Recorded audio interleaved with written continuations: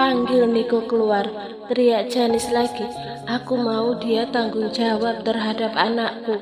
Leka menyembunyikan kepalan tangannya yang bergetar. Apa kamu pikir aku percaya dengan omong kosongmu itu? Seru Leka dengan tatapan tajam. Sesakit apapun hatinya, Leka tak mau menunjukkannya di depan Janis. Bisa-bisa perempuan itu malah tertawa puas melihat Leka yang terguncang. Aku bisa membuktikannya lebih dari ini kalau kamu mau. Janis tersenyum pongah. Apa aku bodoh? Kamu bilang kalian bertemu 2 bulan yang lalu. Tapi kenapa? Usia kehamilan kamu baru 4 minggu. Leka tertawa mengejek, tapi tawanya itu seketika lenyap saat Janis menunjukkan bukti lain dari ponselnya. Di sana terlihat Janis tengah selfie dengan Niko di belakangnya. Kami bukan cuma sekali bertemu. Selama di Paris akulah yang selalu menyenangkan Niko. Bahkan aku tahu kalau saat itu Niko sedang bersembunyi, ujar Janis tertawa sumbang. Dan terakhir kami melakukannya saat Niko akan kembali ke Indonesia.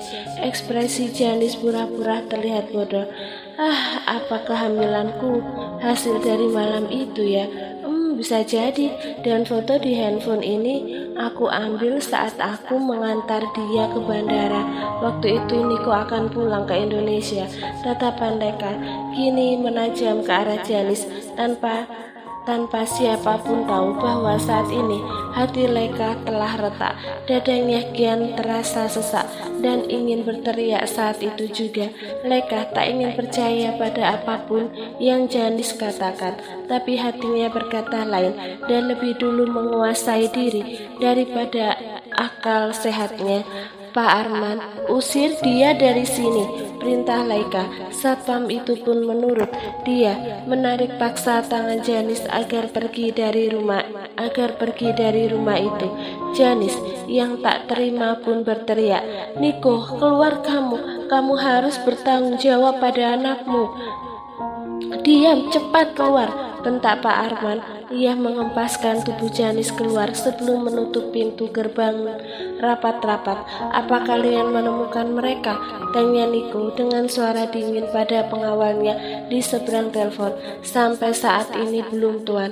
Kami masih mencari sekitar pelabuhan. Sial, mata Niko menyorot tajam dengan rahang tampak mengeras. Aku tidak mau tahu. Temukan mereka bagaimanapun caranya. Berangnya penuh emosi. Baik, kami akan berusaha. Saat itu juga Niko memutus sambungan secara sepihak dan melemparkan ponsel milik Jonathan ke atas meja. Kedua tangannya mengusap wajah dengan kasar, lalu berteriak marah. Katakan, bagaimana bisa rutan itu kebakaran? Tanya Niko pada Jonathan, asisten pribadinya itu. Meski berdarah Prancis, tetapi dia mengerti bahasa Indonesia dan cekatan dalam mencari informasi. Itu salah satu yang Niko sukai dari sosok Jonathan. Kejadiannya terjadi sekitar pukul 2, Tuan. Untuk sementara penyebabnya karena korsleting listrik, tapi saya rasa ada yang aneh dalam hal ini, ujar Jonathan yang berdiri di samping Niko. Aku rasa juga begitu. Niko mendengus kasar. Sepertinya ini ulah orangnya Willy. Mereka sengaja membakar hutan itu untuk membawa kabur Helens dan Willy sebelum persidangan dilaksanakan. Jonathan mengangguk setuju. Kalau mereka kabur ke luar negeri, kemungkinan jalan laut yang mereka tempuh. Tapi sampai sekarang, para pengawal belum menemukan tanda-tanda keberadaan Helens dan Willy di beberapa pelabuhan. Kalau begitu, mereka pasti ada di sekitar Jakarta atau kabur ke luar kota. Sebelah tangan Niko memijit pelipis, sementara tangan yang lain berkaca pinggang. Ia mondar-mandir dan mengatur nafas agar tidak semakin emosi. Dini hari tadi Niko mendapat kabar dari Jonathan bahwa rumah tahanan negara tempat Helens dan Willy ditahan selama seminggu terakhir itu tiba-tiba kebakaran. Mereka tengah menjalani penahanan terkait kasus kematian Bima dan akan melakukan persidangan beberapa hari ke depan. Saat itu juga Niko langsung pergi dari rumahnya tanpa membangunkan Laika terlebih dahulu. Perempuan itu tampak lelap dan Niko tak sampai hati mengganggu tidurnya. Sampai di markas, Niko langsung mengumpulkan para pengawalnya, membahas strategi untuk mencari keberadaan Helens dan Willy yang kabur dari rutan tersebut. Niko tak bisa sepenuhnya mengandalkan pihak yang berwajib untuk mencari mereka. Sialan, aku tidak akan membiarkan mereka lolos begitu saja, geram Niko sambil berlalu dari ruangan tersebut. Sekarang Anda mau kemana, Tuan? Jonathan mengekori Niko di belakangnya. Ke rumah. Niko masuk ke dalam mobil, lantas mengeluarkan ponsel yang dia abaikan sejak tadi. Saking fokus pada masalah kaburnya dua orang itu, Niko tak sempat membuka beberapa pesan yang masuk. Kening Niko mengkerut ketika ia mendapati puluhan pesan dan panggilan tak terjawab dari Laika. Niko memang sengaja mensenyapkan ponselnya dari semalam. Kamu di mana? Apa kamu marah gara-gara permintaanku semalam? Maafkan aku janji gak akan meminta hal yang aneh-aneh lagi. Kumohon balas pesanku. Aku menunggumu di rumah, pulanglah. Niko menghela nafas penuh rasa bersalah. Ia tak bermaksud mendiamkan Laika dan sama sekali tidak marah dengan permintaan aneh dari perempuan itu. Semalam Niko hanya cemburu, dan saat ia menatap Laika yang tengah tertidur, rasa cemburu itu seketika lenyap. Niko lantas melakukan panggilan pada nomor Laika dengan sabar. Niko menunggu panggilan terangkat, akan tetapi setelah ia memanggil sebanyak 5 kali tak ada satupun panggilannya yang diangkat oleh perempuan itu. Apa sekarang dia yang marah? Niko membatin. Sepertinya begitu. Kali ini Niko bergumam seraya memejamkan mata. Ya, ada apa, Tuan? Tanya Jonathan dari kursi depan. Ia pikir Niko berbicara padanya. Bukan apa-apa. Tak lama kemudian mobil yang Niko tumpangi tiba di rumah barunya. Ia bergegas turun dari sana, tapi tak ada tanda-tanda keberadaan Laika saat ia masuk ke dalam rumah. Laika, serunya, memanggil Laika sambil berlalu ke dalam kamar, dan ruangan itu pun tampak sepi juga rapi. Hanya tercium aroma parfum milik Laika yang khas, terasa begitu menenangkan bagi Niko yang telah candu dengan aroma tersebut. Niko menyeret langkahnya kembali ke halaman depan untuk menemui satpam. Ia pun bertanya pada mereka. Niko segera masuk ke dalam mobil saat satpam itu berkata bahwa Laika telah pulang 2 jam yang lalu. Tempat yang dituju Niko selanjutnya adalah rumah lama.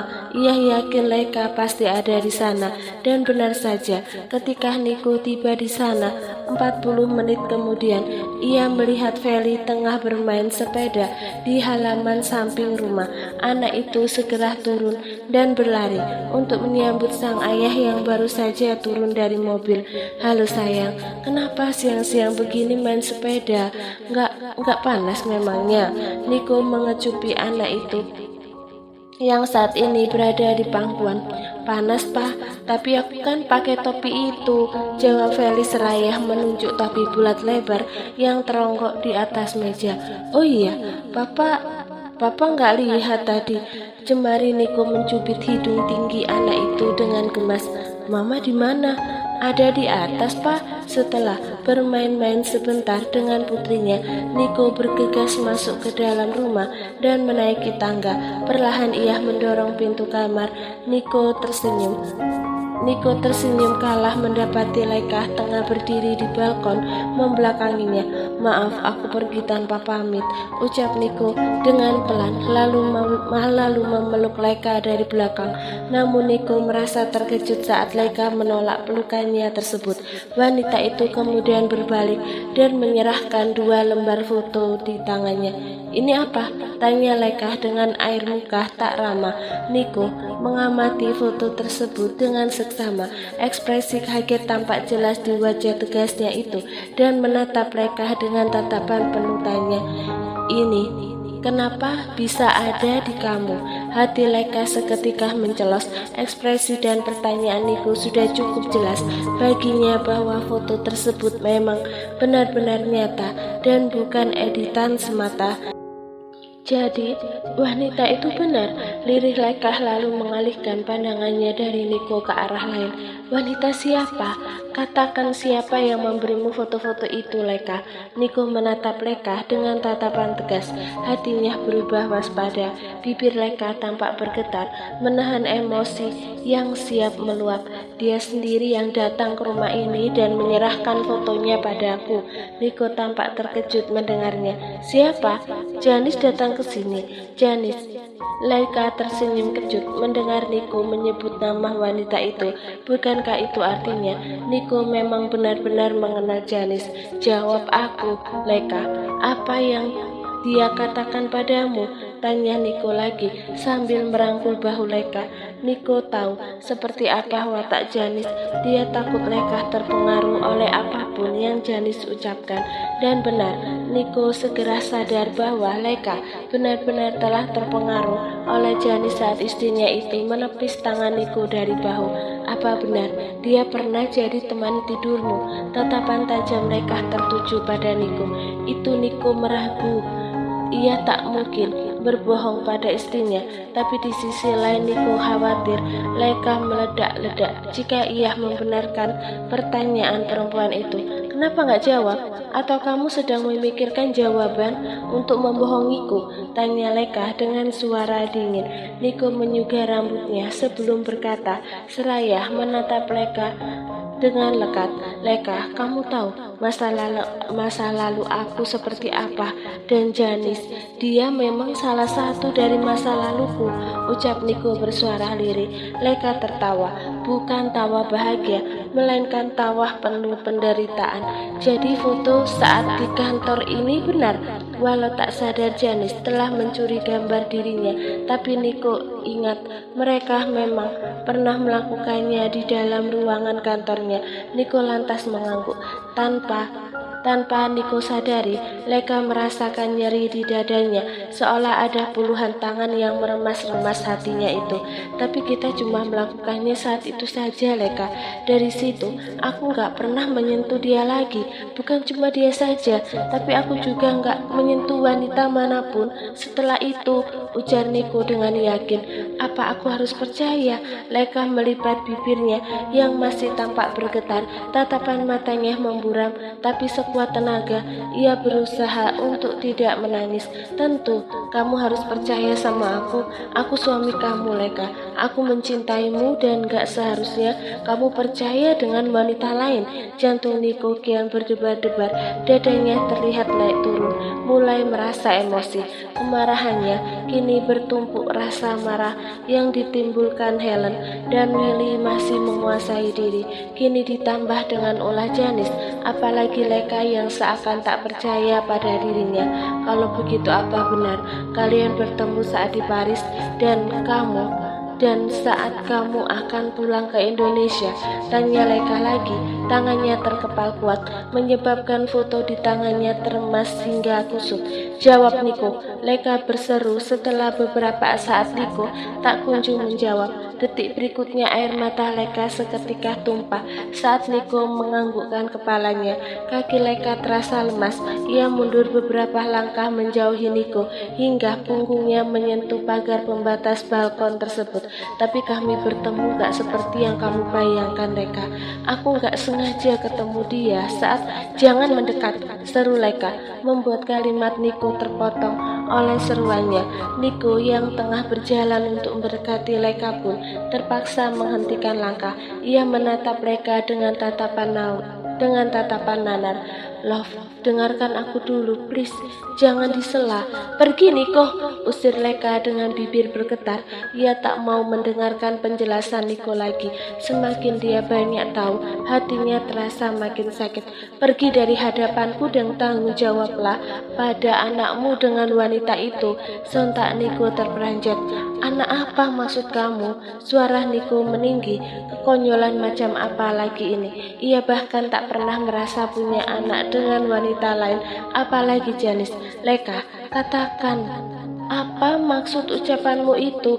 Wanita itu tenggorokan Leka tercekat.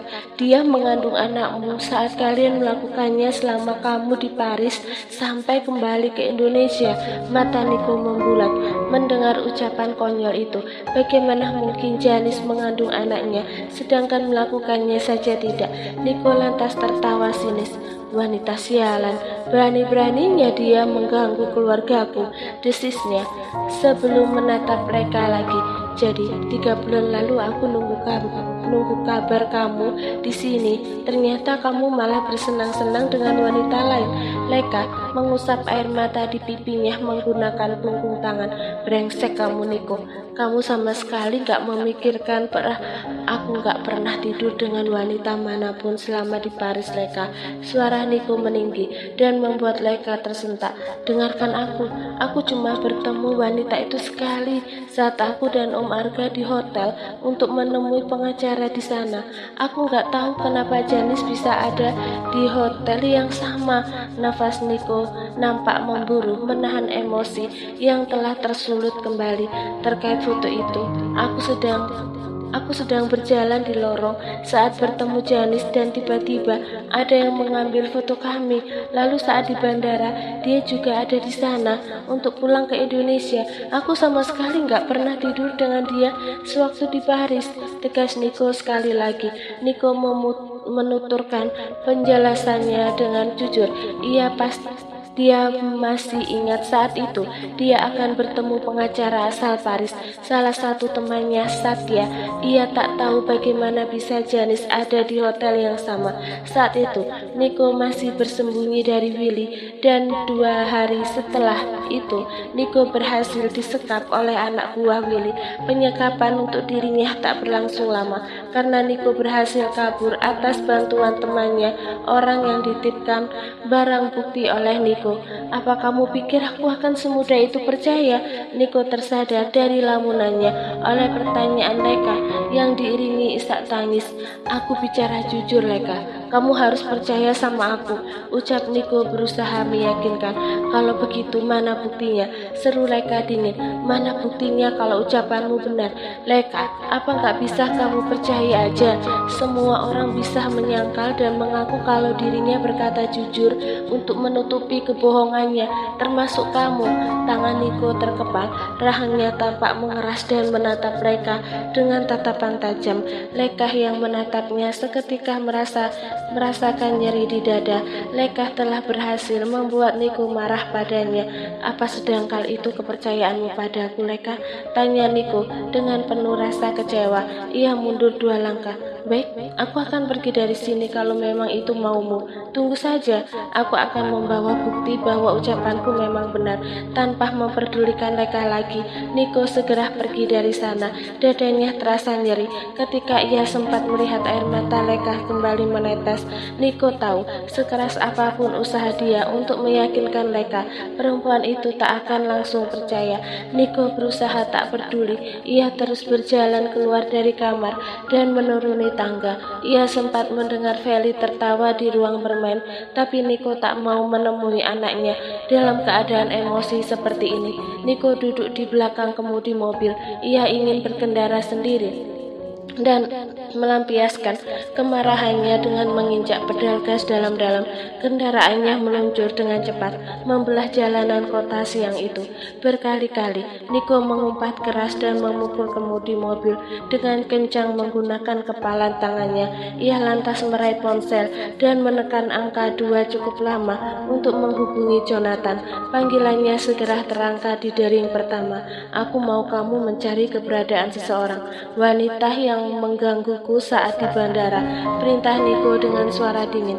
Temukan dia secepatnya.